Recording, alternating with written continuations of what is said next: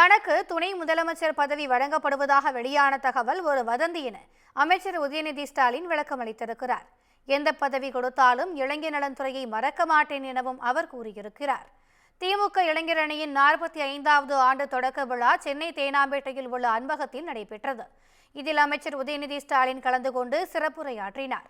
அப்போது மக்களவைத் தேர்தலில் திமுக கூட்டணியின் வெற்றிக்கு இளைஞர் அணியும் ஒரு காரணம் என்று கூறினார். பாஜகவினர் பொய் மட்டுமே பேசி அரசியல் செய்து வருவதாக கூறிய அமைச்சர் உதயநிதி, பிரதமர் மோடி 6 முறை தமிழ்நாடு வந்தபோதும் பாஜகவுக்கு ஏமாற்றம்தான் கிடைத்தது எனவும் விமர்சித்தார்.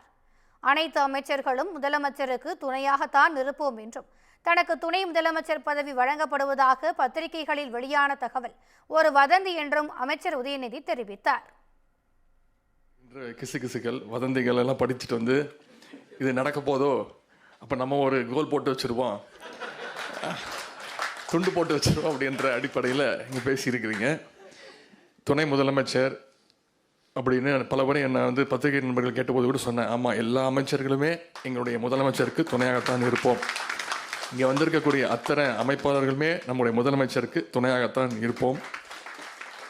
எவ்வளவு பெரிய பொறுப்பு வந்தாலும் என்னுடைய மனதிற்கு மிக மிக நெருங்கிய பொறுப்புன்னா அது கண்டிப்பாக இந்த இளைஞரணி திராவிட முன்னேற்ற கழகத்துடைய இளைஞரணி செயலாளர் என்ற அந்த பொறுப்பு தான். எந்த பதவி வந்தாலும் இளைஞர் நலன் அணிதான் மனதுக்கு நெருக்கமானது என்றும் அமைச்சர் உதயநிதி கூறினார்.